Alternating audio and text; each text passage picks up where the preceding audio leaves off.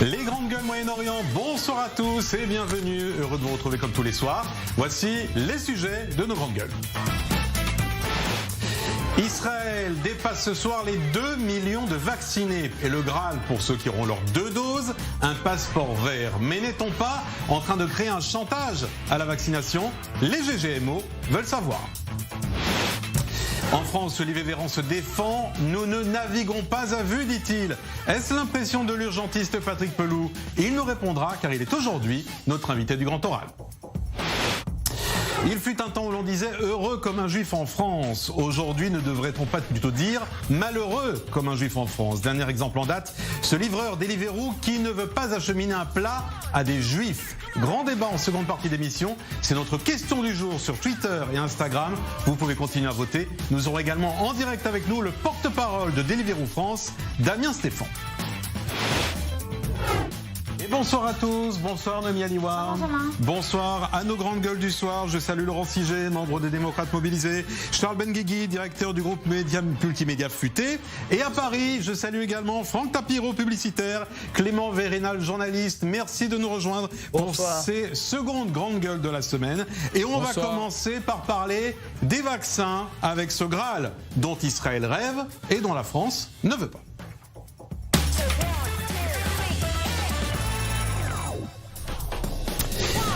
Et ce Graal, c'est le passeport vert. En Israël, il est prévu pour la semaine prochaine. En revanche, en France, Noémie Aliwa, les autorités n'en veulent pas. On va peut-être d'abord rappeler en quoi consiste le passeport vert. Oui, Benjamin, rappelons en quelques mots ce qu'est ce passeport vert, aussi appelé passeport vaccinal. C'est un certificat officiel qui est offert à tous les vaccinés et qui permet donc d'être exempté d'un certain nombre de restrictions. En Israël, par exemple, eh bien, il pourrait, selon le Jérusalem Post, donner accès aux événements sportifs, culturels, aux hôtels et aux restaurants pour une durée de 6 mois. Il permettrait aussi d'éviter une mise en quarantaine après un retour de l'étranger. Au niveau européen, eh bien, l'idée fait peu à peu son chemin. Ce matin, le Premier ministre grec a plaidé pour le développement d'un passeport similaire à l'échelle européenne, surtout pour pouvoir relancer le trafic aérien. Mais les oppositions, eh bien, se font déjà entendre. Citons la ministre de la Culture française, Roselyne Bachelot, qui trouve cette idée, je cite, choquante en ce qu'il discrimine ceux qui refusent de se faire vacciner par rapport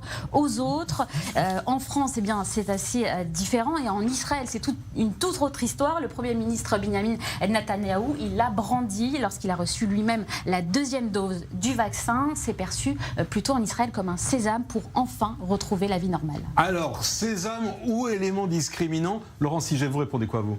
D'abord, il faut considérer que nous sommes un pays qui a beaucoup de chance, parce que nous arrivons à vacciner pratiquement 20% de la population en un mois. Il faut donc, vous me connaissez, vous savez que je ne suis pas un partisan de Benjamin Netanyahou. Pour une fois, vous êtes obligé de dire amen. Je dis amen sur certaines choses qui ont été faites, et je pense je voudrais remettre un petit peu, parce que je voudrais que les personnes qui nous regardent en France comprennent aussi pourquoi cette réussite israélienne, à qui on la doit. On la doit en partie certainement à M. Netanyahou, qui a pris la bonne décision au mois de juillet de commander des vaccins à l'avance en prenant un risque politique parce qu'on ne savait pas ce que ces vaccins allaient donner. Mais tout de même, Israël est un pays de type insulaire. C'est un petit pays sur lequel il est facile de contrôler la circulation, puisque nous n'avons qu'une seule frontière, c'est l'aéroport Ben Gurion. Voilà, il y a une porte d'entrée et ça permet de gérer les flux. Ça permet de gérer les flux. Il n'y a pas, comme en France, 5 frontières avec 5 pays avoisinants. Il n'y a pas comme même problème qu'en Belgique. Bon, on ne va pas refaire toute l'histoire du Covid. Mais là, pour ce passeport vert aujourd'hui, c'est le bout du chemin pour les autorités israéliennes. Ce passeport vert, il est problématique à plusieurs escients. Pour moi, d'abord parce qu'on oblige certaines populations. Ma fille est à l'armée aujourd'hui. Elle est obligée de se faire vacciner. Elle n'a pas encore eu d'enfant et on ne sait pas quelles sont les conséquences que peuvent avoir ce vaccin. Donc, obliger des soldats, obliger des policiers, j'ai une amie qui est enseignante, qui doit se faire vacciner, qui est obligée de faire vacciner. C'est un vrai problème éthique et moral et nous n'avons pas le recul. Je pense que pour faire ce passeport vert, on peut le faire sans obliger. Vous dites vaccination forcée? Ah non. C'est vacciné. In fine, si vous dites que c'est la condition pour aller au théâtre, au cinéma, pour prendre l'avion et pour revenir sans bidoude, c'est in fine dire, sans isolement, sans confinement, c'est in fine dire aux gens, si vous ne le faites pas... Vous l'avez dit. Comment on voit ça à Paris? Clément Vérénal, on a du mal visiblement en France à accepter cette idée de passeport vert. Ah oui, mais écoutez, là en France, il faut le dire, il y a des différences de mentalité. On a un peu cette angoisse, même ce fantasme du fichage, je vais avoir un passeport, je vais avoir quelque chose de tamponné, ma liberté va être mise en cause. Moi, j'avoue que je ne partage pas exactement l'opinion qui vient d'être émise.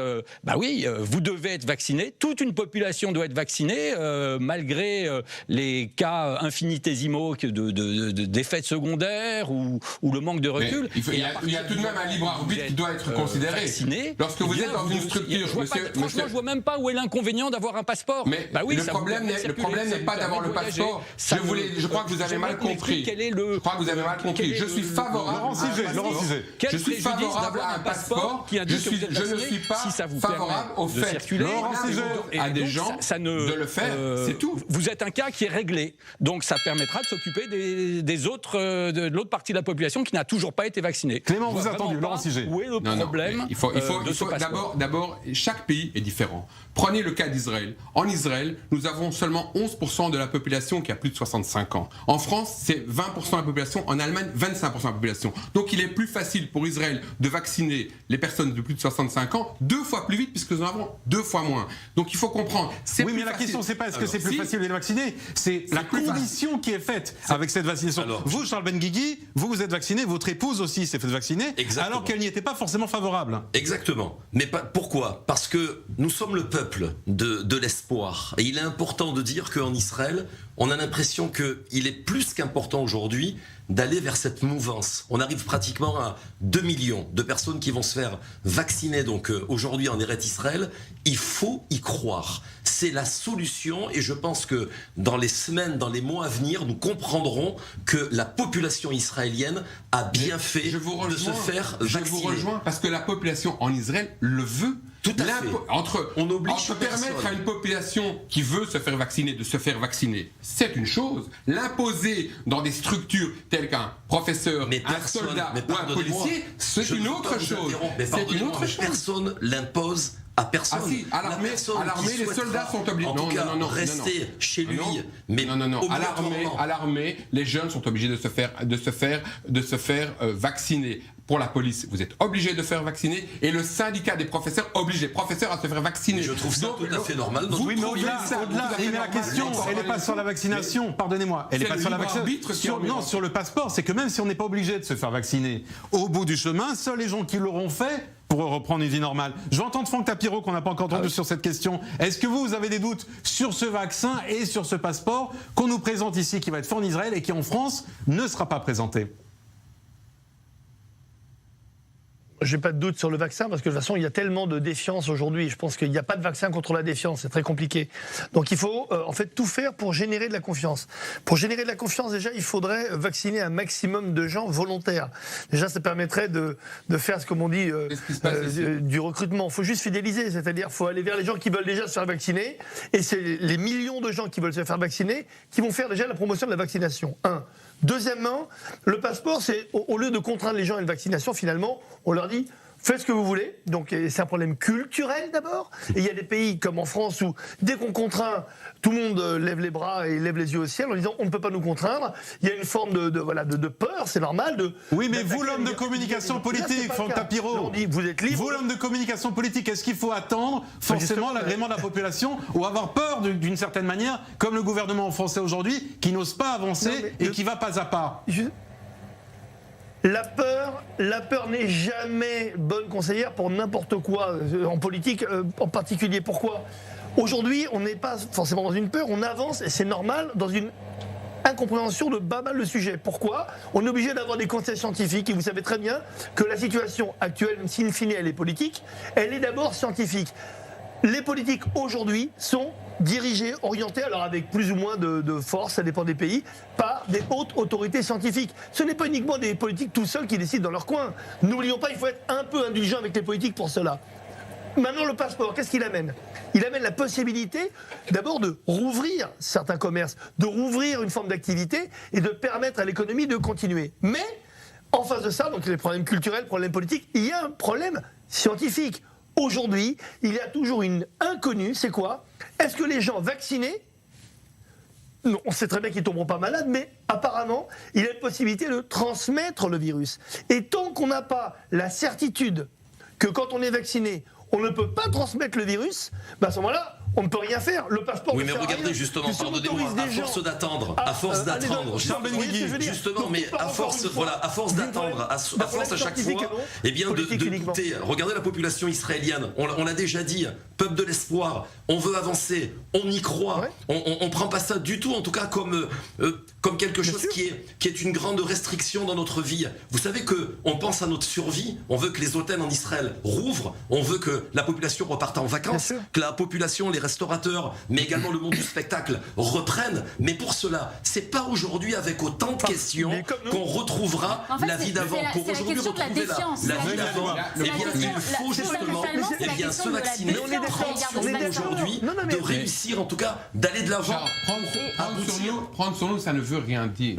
Ça ne veut rien dire prendre sur nous. D'abord, il y a des différences culturelles fondamentalement entre la France et Israël. En France, lorsque le Covid a commencé, ils ont fait une étude, Complot Watch de Rudi Reichstadt a fait une étude, 26% des Français sont convaincus aujourd'hui que le virus sort d'un laboratoire chinois. Et qu'il a été fait soit par les Américains. En Israël, il n'y a pas l'élément. Est-ce que c'est pas contre-productif justement de mettre en place ces fameux passeports verts ? Il n'y a pas l'élément complotiste dans la nature israélienne. Les Israéliens sont moins complotistes que les Français ne le sont aujourd'hui. Ils sont moins défiants envers le virus. Je rejoins Charles. Néanmoins, il y a tout de même un problème. Quid des gens qui ne pourront pas se faire vacciner pour des raisons médicales? Ces gens-là ne pourront plus aller au théâtre, ne pourront plus aller au cinéma.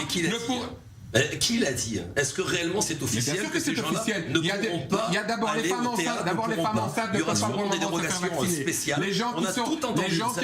Non. Attendez. Cette pandémie avec le Covid-19. On a entendu que le Covid-19. Vous faites confiance aux scientifiques quand ça vous arrange et vous ne faites pas confiance aux scientifiques quand ça ne vous arrange pas. Vous avez l'air assez méfiant en tout cas, puisque au départ vous expliquez que vous ne connaissiez pas les conséquences de ce vaccin. Je ne connais pas les conséquences de ce vaccin et j'aimerais un jour ne pas avoir à ouvrir mon Facebook en voyant des amis avec 3 oreilles et 2 nez. Exactement comme vous Clément Verena à Paris. Ben oui, mais j'ai l'impression que ce que j'ai entendu, c'est qu'on est en train de nous dire, en raison de certains cas, certaines exceptions très minoritaires, on va modifier la règle. La règle, c'est pour le plus grand nombre. Qu'est-ce que c'est qu'un passeport? Un passeport, c'est finalement une attestation que vous êtes bien vacciné. Mais ces attestations, elles existent de toute façon. Le mois dernier, j'ai repris l'avion, j'étais à Tel Aviv pour revenir en France. Qu'est-ce qui s'est passé? On m'a dit, vous ne montez pas dans l'avion tant que vous n'avez pas une attestation d'un hôpital israélien disant que vous avez fait le test PCR et que vous n'êtes pas porteur du virus. Donc, qu'est-ce qu'on a fait? D'ailleurs, en catastrophe, on a dû trouver un hôpital, on s'est fait mettre un petit coton dans le nez et un dans la gorge, et on a dit, très bien, vous avez un papier tamponné en anglais, c'était exigé, sinon, ça n'est pas une décision des autorités israéliennes, c'est une décision des autorités françaises, vous ne monterez pas dans l'avion et vous ne passerez pas la frontière à Roissy. Qu'est-ce que c'est de plus qu'un passeport? C'est une attestation standardisée, normalisée, disant, je suis vacciné, donc personnellement, dans cette grande pandémie qui a le monde entier, je ne représente plus un hôpital. On peut exiger de vous, un mot très rapide, Laurent Siget, on va exiger de vous de faire un test. Mais exiger de vous faire vacciner, c'est autre chose. Alors, exiger de se faire tester, c'est tout à fait différent d'exiger de se faire vacciner. Si vous le voulez bien, pour avancer dans le débat, on va avancer dans le débat. Merci Laurent. Merci Laurent, la cloche a sonné. Pour avancer dans le débat, je vous donne la parole, mais d'abord, on va accueillir, si vous voulez bien, un invité qui nous rejoint pour le grand oral.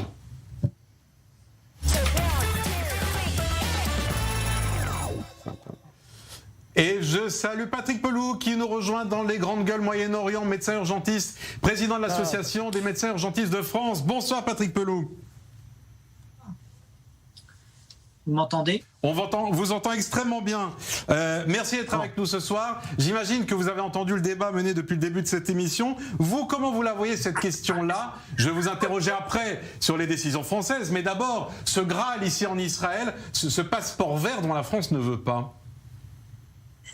D'abord, votre débat, vous y gagneriez, si je puis juste me permettre, à vous écouter et à vous laisser parler, parce que je n'ai pas bien compris dans le brouhaha tout ce qui a été dit comme argument. Israël a fait une campagne de vaccination, à mon avis, exemplaire. D'accord ? Il faut qu'on s'en inspire, parce qu'ils ont réussi à couvrir très rapidement les personnes fragiles, et j'ai même des amis qui sont en France qui m'ont dit moi je vais aller en Israël me faire vacciner parce qu'ils ont de la famille là-bas, etc. Bon, le fameux passeport qu'ils ont mis en place, c'est une mesure qui est envisageable, on va dire, et qui sera de toute façon en France envisagée, parce que de toute façon, à mon avis, les compagnies aériennes obligeront les gens à avoir le vaccin contre la Covid pour laisser les gens montrer dans les transports. Oui. Après, vous aurez des métiers où il va être de toute façon vraisemblablement rendu obligatoire. Je pense notamment au monde médical. Et alors, j'ai assez confiance parce que, si vous voulez, on a commencé les vaccinations dans le monde hospitalier sur les centres de vaccination. Ça fait maintenant 10 jours qu'on a commencé. On n'a pas eu un désistement. Tout le monde vient faire son vaccin. Donc ça, c'est intéressant. La défiance française, finalement, sur le terrain, vous la voyez moins à partir du moment où les vaccinations ont commencé. Je pense que les sondages ont dit n'importe quoi. C'est intéressant. Plus les jours avancent, plus on voit, et mon téléphone portable pourrait vous le certifier, le nombre d'amis qui me demandent comment je peux me faire vacciner très rapidement. Je pense qu'il y a plus de gens qui sont pour le vaccin que contre le vaccin, et vous allez voir qu'on va avoir une bonne surprise et que les Françaises et Français, ils vont se faire vacciner. Venez en Israël pour vous faire vacciner, ça sera peut-être plus facile. Mais c'est ce que vous venez de dire, Patrick Pelloux, que des proches à vous viennent en Israël se faire vacciner. Pardonnez-moi, mais est-ce que, de par cette phrase, il n'y a pas un échec de la politique française en matière de vaccination, que les gens soient obligés de faire 30 000 km pour se faire vacciner? Non, mais je vous donne complètement raison. Et il y a probablement un échec de la politique européenne concernant l'achat des vaccins. Parce que dans certains centres de vaccination, maintenant, on commence à avoir des débuts de pénurie de vaccins. Donc d'un coup, ça veut dire encore, encore plus avant sur ce raisonnement-là, puisque va falloir quand même un jour ou l'autre qu'on se fasse et qu'on mette tous les sujets sur la table des dysfonctionnements de cette épidémie. Mais si vous voulez, on n'a plus de chaîne de production de médicaments, ou quasiment plus. Alors c'est bien, les crèmes de beauté, je suis tout à fait d'accord, etc. Mais ça ne vous soigne pas. C'est la production de vaccins qui pose problème? Ce sont les molécules qui se trouvent en Chine. Vraisemblablement, il va la production falloir, de molécules qui se trouvent en Chine. Et par exemple, je pense que ce que devrait faire l'OMS, mais à mon avis, ils y ont pensé, ils n'attendent pas, c'est délocaliser très rapidement des chaînes de production pour produire dans les pays, parce qu'en fait, produire, paraît-il, un pharmacien m'a expliqué que produire des vaccins à ARN messager, c'est pas si compliqué que ça. Donc reprendre des chaînes de production de vaccins qu'on a en France pour produire nous-mêmes, et puis que ça se produise par exemple dans les pays les plus faibles, je pense évidemment l'Afrique et notamment l'Afrique du Sud. Il faut aller très très vite, vous savez, il faut à la fois combattre cette épidémie avec les gestes barrières et puis continuer avec cette rigueur de construire le truc, et puis de l'autre, avoir la politique sur le vaccin, mais alors vraiment, il faut être... faut vraiment que ça pète. Là, si vous voulez... Là, pour la question du confinement à 18h en France, pardonnez-moi, mais on a l'impression qu'on a 6 mois de retard sur ce qui se passe en Israël. Là, je ne vous parle pas de la vaccination, je vous parle simplement des mesures de confinement qui sont prises en France et des débats qu'il y a encore aujourd'hui à Paris que nous, on avait il y a 6 mois. Là-dessus, je ne vous rejoins pas. Mais il y a des débats. Nous sommes un pays de débat. C'est pas facile tous les jours. En Israël aussi. Donc on est un pays de liberté d'expression, et donc c'est quelque chose. Enfin voilà, des fois bon. Monsieur Pelloux, il y a des avis et des chiffres plutôt divergents là-dessus. Est-ce que vous pouvez nous dire si le vaccin empêche effectivement d'être contaminé? Oui, de tout. Alors, oui, je comprends votre question. Il empêche d'être contaminé. C'est le propre d'un vaccin. J'ai mon vaccin. Si le virus arrive et reste sur votre sphère ORL, il ne va pas rentrer. Il va être détruit. Donc, d'un coup, il y a une polémique de je ne sais où qui est arrivée en disant mais alors donc, il pourrait y avoir des gens qui portent le virus en étant vaccinés et qui transmettent. Voilà, c'est ça ce raisonnement-là. C'est vraiment tiré par les cheveux. Je vais quand même vous donner des chiffres ici, Patrick Pelloux. 17% des patients gravement malades en Israël ont reçu une première dose. Donc ça veut dire tout de même que les 2 doses sont indispensables. 4500 personnes ont été diagnostiquées corona après la première dose en Israël. Mon cher ami, on le sait ça. C'est pour ça que ce qui a été dit dans les études de Pfizer, c'est que une première injection protégeait 70%. Et c'est pour ça qu'ils ont dit à 15 jours, 3 semaines, il faut refaire une injection. Là, la stratégie qu'il y a eu en France, et parce que nous n'avons pas assez de vaccins, c'est tout. Vous savez, en fait, cette crise du Covid-19, c'est la gestion de la pénurie. On a confiné, on a tout arrêté de soigner les gens en France parce qu'on n'avait pas assez de lits de réanimation et pas assez de lits d'hôpitaux. Là, en fait, on limite les vaccinations et tout parce qu'on n'a pas assez de vaccins, c'est tout. C'est la gestion de la pénurie. Je voudrais quand même intervenir. Et là, il y a cette idée qui est venue d'Angleterre de dire on allonge les 2 injections pour en fait récupérer des millions de vaccins pour au moins faire la première injection et avoir une couverture à 70% sur ceux qui sont vaccinés. Ce qui permet de les protéger partiellement. Patrick Pelloux, je vais donner la parole à nos intervenants, vous allez être contents, il va peut-être y avoir de nouveau le désordre dans ce plateau. Pardonnez-moi Benjamin, c'est exactement ça. Voilà, on voit aujourd'hui les conséquences par rapport à ce qu'a fait notre Premier ministre.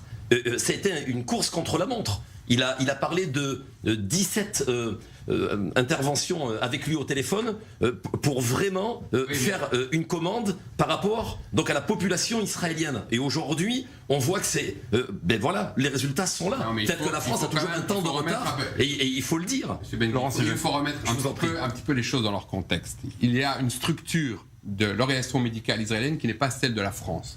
Premièrement, on a payé, nous, 40% de plus que les autres pays. Je ne suis pas contre parce que je pense que c'est moins cher. C'est le prix à payer. C'est le prix à payer et je reconnais que ça a été une très bonne chose que le gouvernement a faite. Vous savez, il y a un proverbe en hébreu qui dit que même une montre cassée donne l'heure juste 2 fois par jour. Monsieur Netanyahu donne l'heure juste 2 fois par jour. C'était une des 2 fois. C'était bien envoyé. C'était une des 2 fois.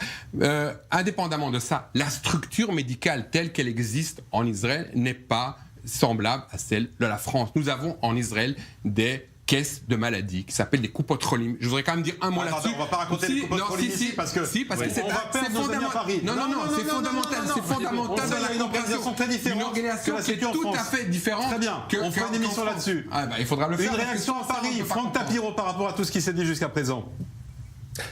Moi, je pense, non mais ça révèle vraiment qu'on a une problématique terrible en France, c'est la problématique de la confiance. Et la problématique de la confiance, non seulement l'autorité politique, mais l'autorité scientifique aussi, puisque maintenant, il y a encore depuis quelques années, on disait que les Français n'avaient plus confiance dans la parole publique.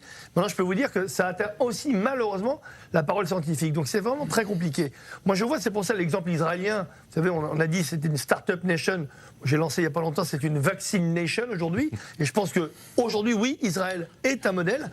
Mais c'est vrai que culturellement, on est complètement différents. Moi, je suis franco-israélien, je peux vous le dire. C'est deux choses complètement différentes. On a une approche différente, des organisations différentes. On n'a pas le même enjeu. On n'a pas un exemple. En France, pour résoudre la problématique de la vaccination, je pense qu'utiliser l'armée, oui je dis, l'armée, ça aurait été beaucoup plus efficace pour éviter tous les problèmes logistiques. Il n'y a pas de centralisation, il n'y a pas de caisse de maladie. Tout est organisé de cette façon-là. On est hyper organisé en Israël.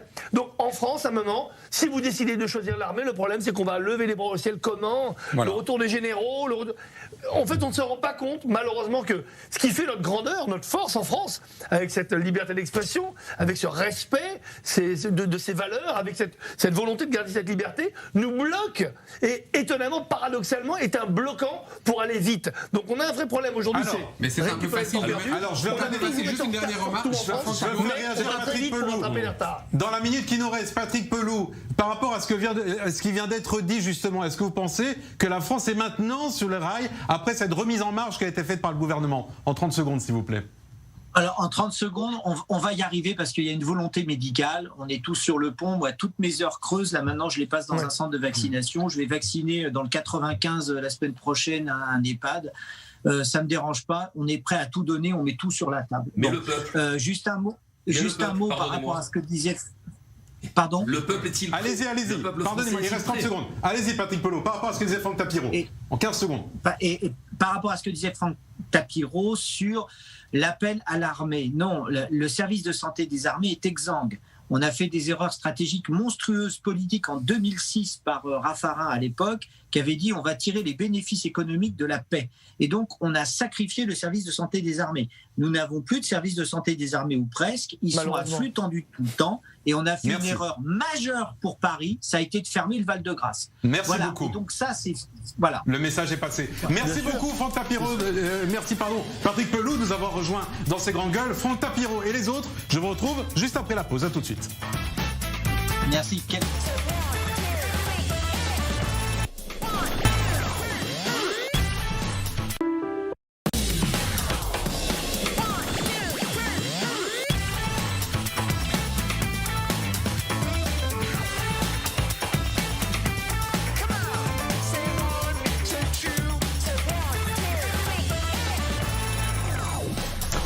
Et merci de nous rejoindre en compagnie de nos grandes gueules de ce mardi 12 janvier. À mes côtés, Noémie Aliwa comme tous les soirs, Laurent Siget, Charles Benguigui, à Paris également, Clément Vérénal et Franck Tapiro qui sont avec nous ce soir. Place maintenant à notre débat des grandes gueules.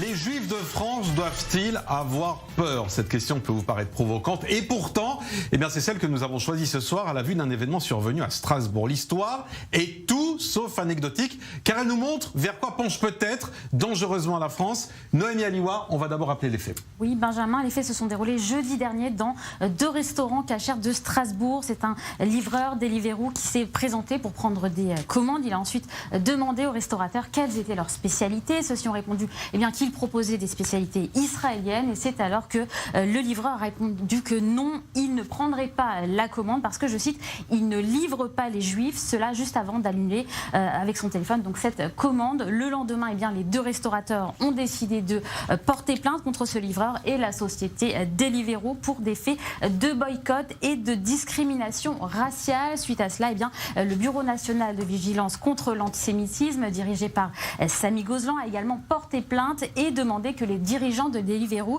publient une charte interdisant le boycott et la discrimination. Rappelons quelques chiffres sur l'antisémitisme. Pour l'année 2019, il y a eu 687 faits à caractère antisémite contre 541 l'année précédente, soit une augmentation de 27%. Et je vous précise que dans quelques minutes, le porte-parole de Deliveroo sera en direct avec nous dans les grandes gueules Moyen-Orient. Clément Vérénal, c'est à vous que je vais donner la parole pour commencer cette partie d'émission. C'est ce fait que nous découvrons avec terreur depuis 24 heures. Je le disais en ouverture, il n'est pas anecdotique. Est-ce qu'il représente, mettons les pieds dans le plat, l'état de la France en 2021 ?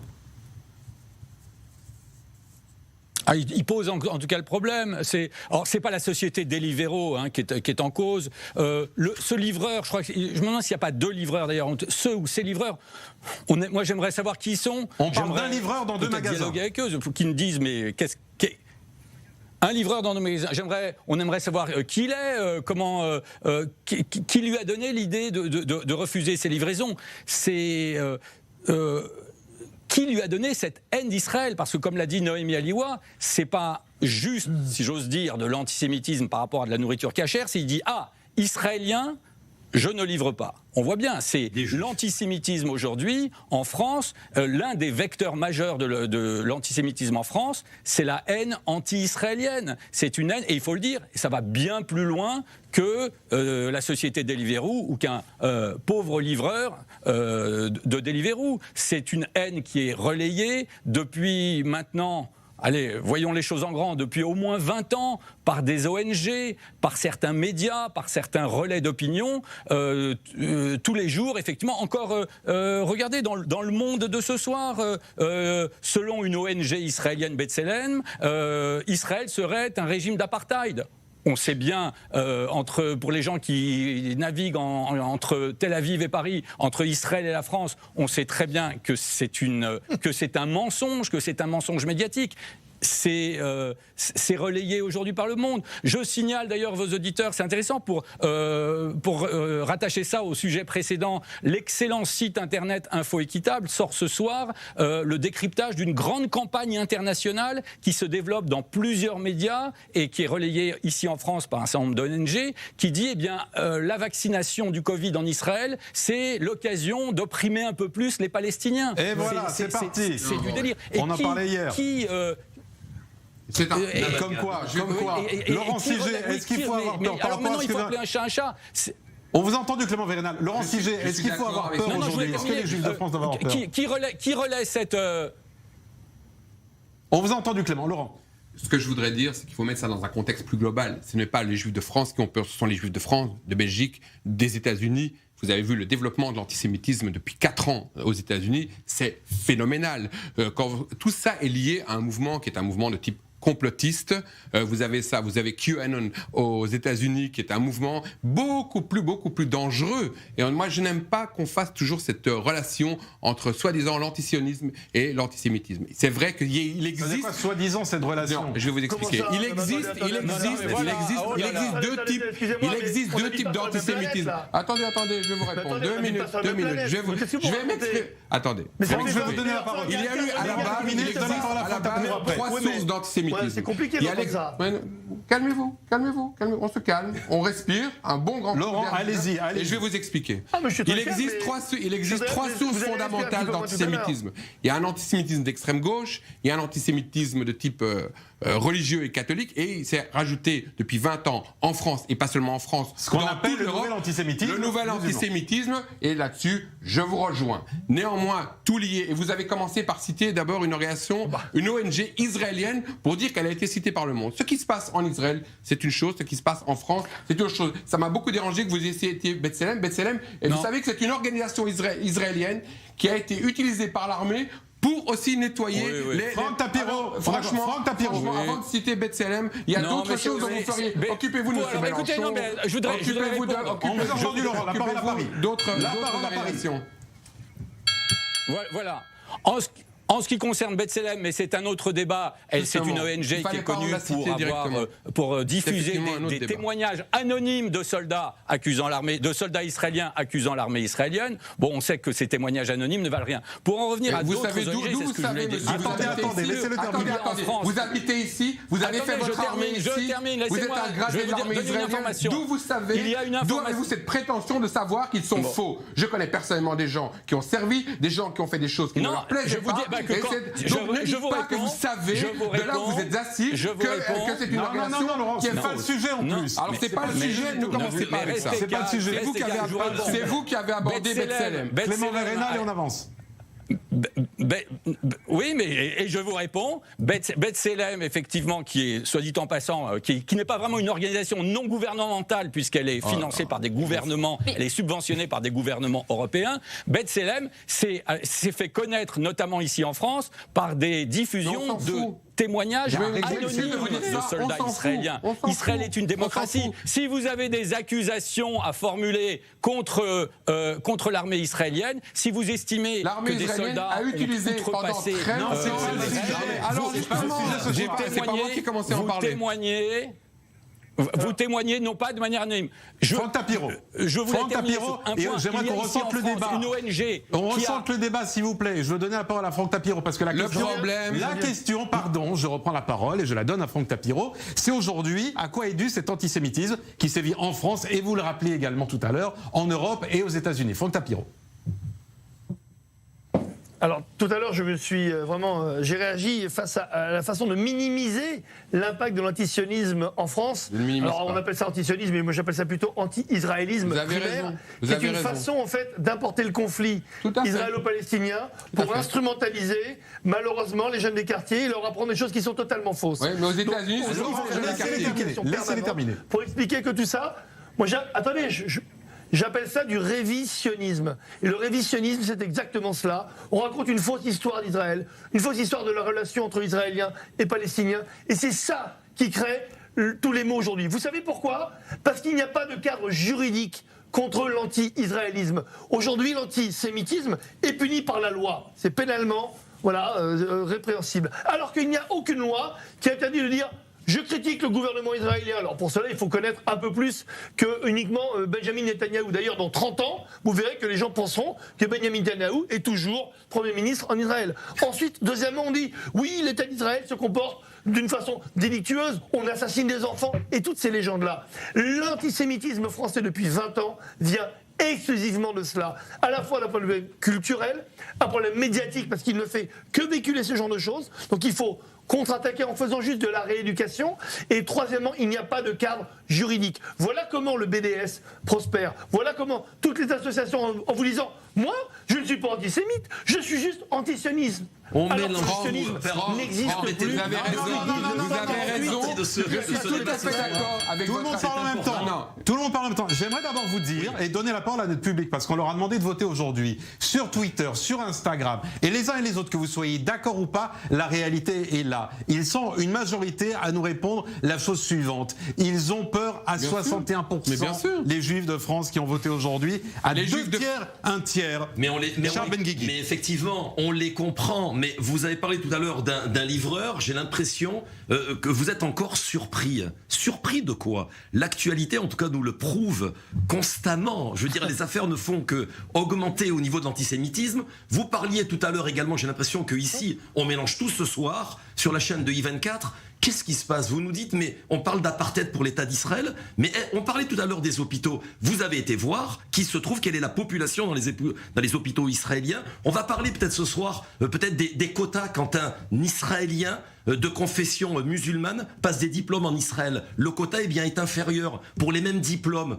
Et on parle d'apartheid quand Israël donne de l'électricité à nos voisins. Oui, mais c'est ce qu'il dit. Il dit c'est l'excuse des actes antisémites.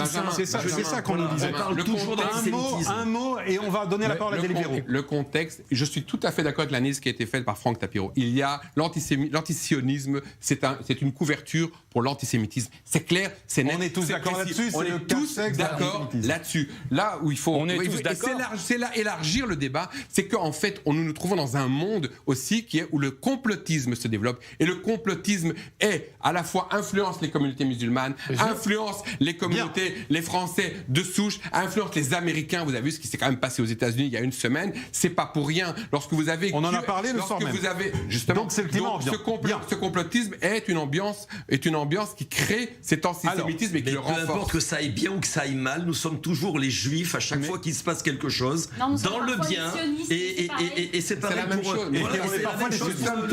On va revenir. Je demande à faire sonner la cloche. Voilà. On va maintenant donner la parole à ceux qui sont les premiers concernés par cette affaire. C'est Deliveroo, puisque ça s'est passé avec un livreur Deliveroo et le responsable de la communication de Deliveroo France est en direct avec nous ce soir depuis Paris. Bonsoir Damien Stéphane. Bonsoir, M. Petrouvert. Merci d'être avec nous ce soir sur i24 News. Je ne livre pas aux Juifs. Rassurez-moi d'abord, c'est une première dans l'histoire de Deliveroo, cette affaire ? Oui, absolument.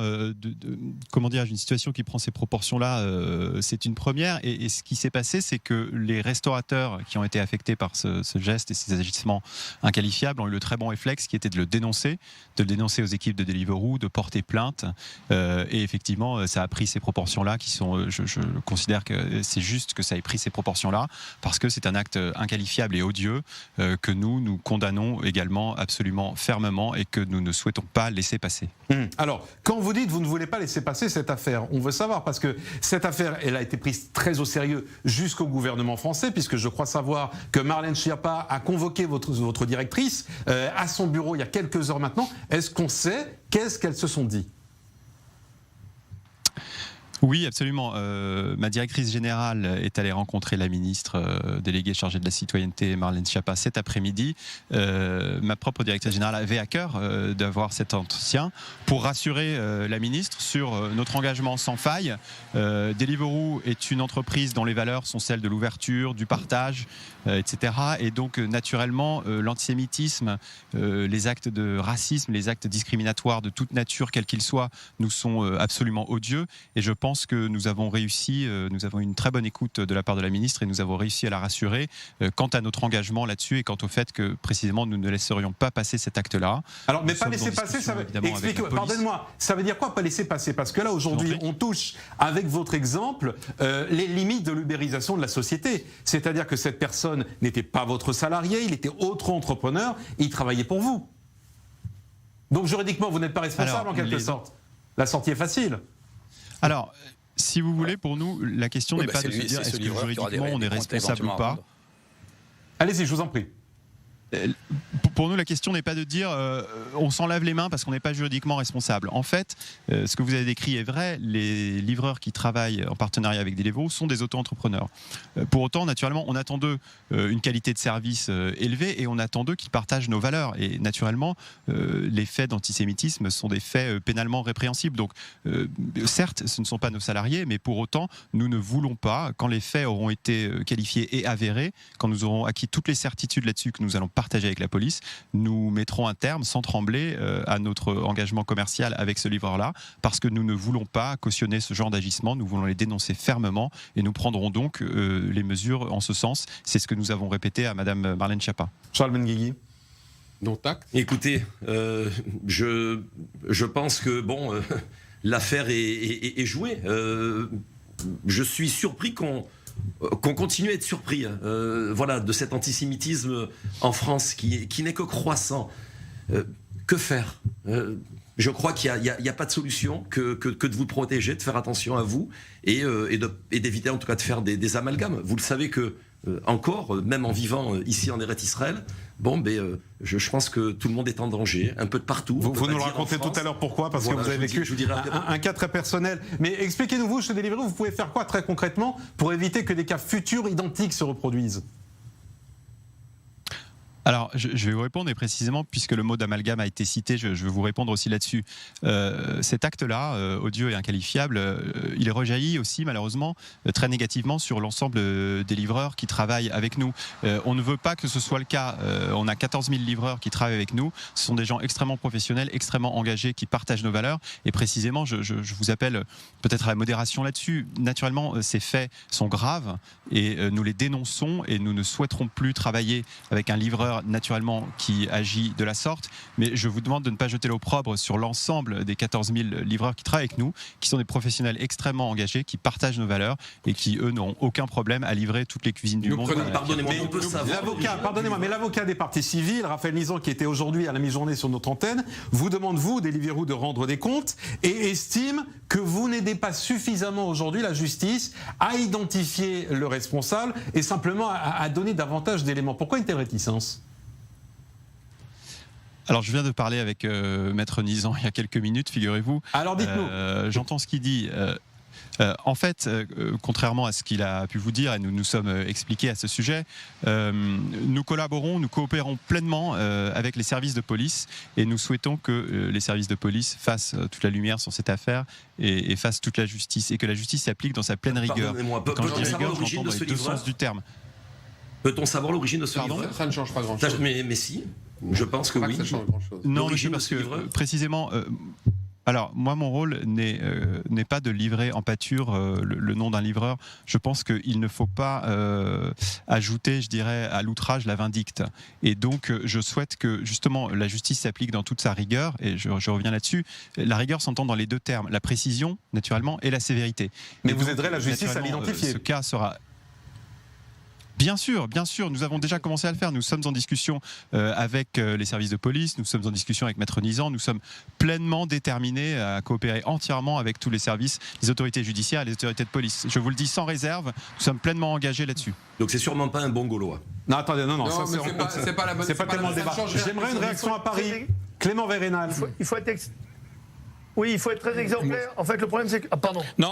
Non, mais il faut donner acte à la société Deliveroo que ça n'est pas sa responsabilité qui est en cause. Le problème, d'un point de vue juridique, je connais ça un peu, il est assez simple. La responsabilité, c'est celle d'un livreur qui aurait effectivement refusé de livrer, et ça tombe sous le coup de la loi. Ce serait exactement la même chose, je crois qu'il faut le préciser, si c'était quelqu'un qui disait « je ne livre pas de la nourriture halal ou d'un autre genre ». C'est évident. Voilà. Oui, mais là, je voulais juste ajouter quelque chose. Il dit « je ne veux pas livrer ».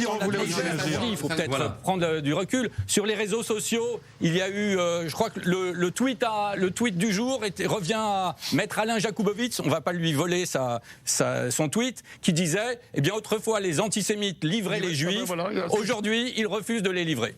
Voilà. 1942-2021. Franck Tapiro, vous voulez réagir également. C'est drôle, j'allais vous la... Voilà. J'allais la sortir, mais bon, je l'avais inventée comme ça, mais je ne savais pas qu'elle avait été dite cet après-midi. Donc ce que je voulais dire, c'est que malheureusement, dans ces problématiques-là, on est dans une problématique de responsabilité et donc d'exemplarité. Parce que comme la responsabilité ne peut pas incomber à Deliveroo parce qu'on va dire qu'il n'est pas employeur, il faut être extrêmement exemplaire dans la façon dont Deliveroo va réagir maintenant pour non seulement livrer ce livreur, c'est absolument obligatoire, mais surtout faire en sorte que ça n'arrive plus jamais, ni chez Deliveroo, ni dans d'autres plateformes du même type. Je pense qu'aujourd'hui, il y a un exemple Deliveroo qui va être une jurisprudence à l'avenir pour montrer que si Deliveroo agit, et on croit totalement monsieur qui vient de s'exprimer, de façon très forte pour qu'il y ait une responsabilité pénale de la personne, donc du livreur, si ce n'est pas celle de Deliveroo, pour que ça n'arrive plus jamais chez eux et chez d'autres. Parce que je peux vous dire que ce genre d'affaires, aujourd'hui elle a été médiatisée, mais comme dans d'autres délits, vous le savez très bien, ça arrive tous les jours. Peut-être pas que chez Deliveroo, bien entendu, je ne parle pas de Deliveroo. Tous les jours où il y a une discrimination à la livraison, discrimination aussi avec les transports, vous savez, les Uber-like, Uber et toutes les autres marques, je ne veux pas jeter l'opprobre sur cette marque-là, qui refusent de transporter telle ou telle personne pour telle ou telle appartenance suspectée ou à une religion ou à une ethnie ou à autre chose. Ça, il faut que ça s'arrête parce que si l'ubérisation, c'est la fuite des responsabilités, on va arriver vraiment face à un mur. Damien Stéphane, on peut dire, et pour conclure, et je vous remercie d'avoir accepté notre invitation ce soir, que c'est peut-être la pire des publicités que vous ayez pu recevoir pour votre compagnie. Écoutez, ça n'est jamais très agréable de se retrouver traîné là-dedans, mais nous, si vous voulez, notre émotion est secondaire par rapport à celle des deux restaurateurs qui ont eu à subir ces actes inqualifiables. Donc voilà, moi j'ai répondu favorablement à votre invitation et je serai toujours prêt à le faire pour expliquer ce qu'on fait, pour dénoncer très fermement ce genre d'actes.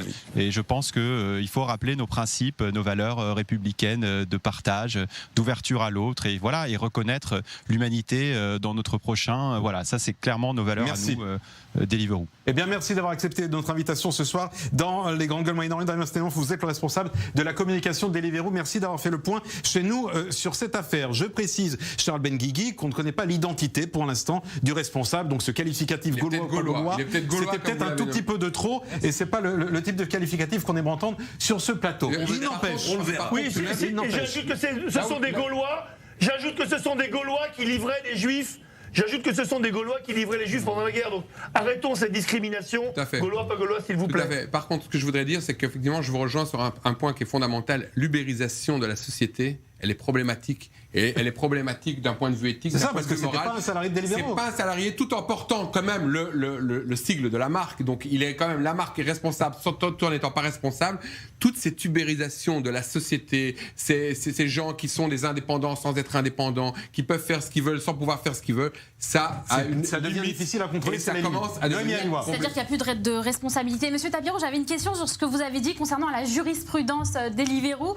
Est-ce que vous êtes vraiment sûr que ça va changer les choses ? Est-ce que simplement les livreurs vont prononcer exactement leurs mêmes opinions, mais chez eux et pas forcément devant leurs employeurs ou devant les restaurateurs? Est-ce que vous pensez vraiment que ça va changer les choses, sachant que l'antisémitisme est un problème beaucoup plus profond et que je doute malgré tout que ça change les choses? Simplement, ils le feront, mais en privé. C'est des questions beaucoup plus profondes et fondamentales. Et l'éducation et 1 million de choses qui rentrent en compte, autre que la justice. Franck Tapiron. Non, mais chacun prendra son risque, en fait. Je ne dis pas que cette jurisprudence va changer les choses. Cette jurisprudence va permettre que ce genre d'événement, non pas n'arrive plus, mais s'il arrive, on connaîtra la sanction. C'est qu'une personne qui agira comme ça a des chances d'être exposée non seulement à une alerte suivie d'une plainte, et une plainte suivie d'une radiation de la part de l'opérateur par rapport à ses services. Je ne dis pas que ça va supprimer les actes antisémites ou les paroles antisémites, ça va peut-être en révéler quelques-unes, et on aura peut-être encore une fois, on n'avait pas pensé à cela, un autre point d'étude, d'observation, pour voir à quel point l'antisémitisme explose depuis de nombreuses années en France, mais là il est passé vraiment à un paroxysme. Peut-être un stade supérieur, parce que là c'est ce qui s'appelle la parole libérée. Et on parle de la situation en France. Charles Benguigui, vous êtes venu aujourd'hui sur ce plateau dans un contexte très particulier. Je voudrais qu'on s'arrête 2 secondes aussi sur votre cas, parce que ici en Israël, ceux qui de France nous voient et se disent ah oui peut-être l'Alliance c'est la solution. On va remontrer le carton sondage où on voit qu'une grande majorité des personnes interrogées aujourd'hui sont favorables, et expliquent qu'ils ont peur aujourd'hui d'être en France. Vous, on vient de voir une image, on va les voir maintenant. Vous êtes fait agresser ici en Israël. Vous étiez, il y a 48 heures peut-être, vous frôliez la mort. Ah mais complètement. C'est la première fois que cela m'arrive sur une route israélienne en direction de ce que certains appellent, on va dire, la Judée-Samarie, ce que nous on appelle Yehuda Veshomron, avec fierté, car nous défendons bien sûr... La Judée-Samarie, c'est la traduction de Judée... Nos frontières, voilà. Il est important de rappeler que, oui, effectivement, j'ai été plus que surpris, parce que, voilà, 2 terroristes se sont approchés de ma voiture, en courant, avec des pierres à la main. C'était donc avant-hier, il y a peu de temps. Et j'ai eu le réflexe, heureusement, vite de me baisser tout en roulant et en accélérant pour éviter, bien sûr. Mais vous voyez en tout cas les images, les dégâts. On vient de les voir, oui. Voilà, les éclats en tout cas de verre. J'ai reçu une pluie de verre sur mon visage, sur mon corps, etc.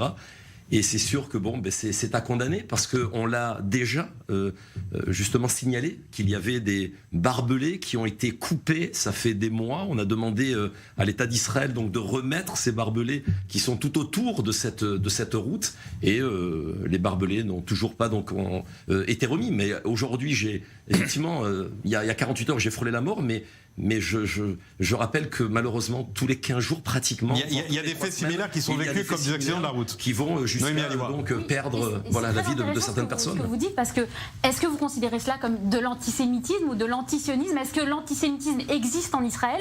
C'est une vraie question. Non, j'appelle ça du terrorisme en Israël. Voilà, tout simplement, c'est du terrorisme. En tant que juif, en tant qu'israélien, est-ce que vous avez... J'ai été visé avec une plaque d'une voiture civile israélienne et un Israélien a été visé. Il ne faut pas mélanger des gens. D'abord, je suis extrêmement content. Mais je mélange pas les gens. Je suis content de vous voir chez nous en pleine forme. Et je suis très content qu'ils aient raté leur cible parce ça que va mieux. Nous sommes contents de vous avoir parmi nous. Néanmoins, il ne faut pas mélanger le problème qui est ici, qui est un problème. Je ne veux pas rentrer dans la politique interne israélienne, mais ça reste un conflit entre 2 nations. Vous n'avez pas été attaqué en tant que juif, vous avez été attaqué en tant qu'israélien. Parce que c'est un problème qui est un problème de type national. C'est vrai, de là où vous êtes, ce n'est pas vrai, mais de là où je suis, c'est vrai. Mais pardonnez-moi, quand vous dites vous avez été attaqué en tant qu'israélien, pardonnez-moi, j'ai été attaqué également, au même niveau, j'ai été attaqué en tant que juif, parce que je pense que ces terroristes veulent nous mettre à la mer, et ça on le sait depuis très longtemps. On ne peut pas différencier l'israélien du juif. On va relancer le débat. Le juif et l'israélien étaient attaqués. 30 secondes pour conclure. Merci à tous. Je vois pas pourquoi. Merci à tous d'avoir été avec nous. Franck Tapiro, je sais que vous voulez réagir, malheureusement on n'aura pas le temps. On se retrouve la semaine prochaine. On n'a pas le temps, Franck. On se retrouve la semaine prochaine. À toutes et à tous, merci d'avoir été avec nous. Je vous donne rendez-vous demain soir, 20h heure de Paris, 21h heure Israël, pour les grandes gueules. Bonne soirée à tous.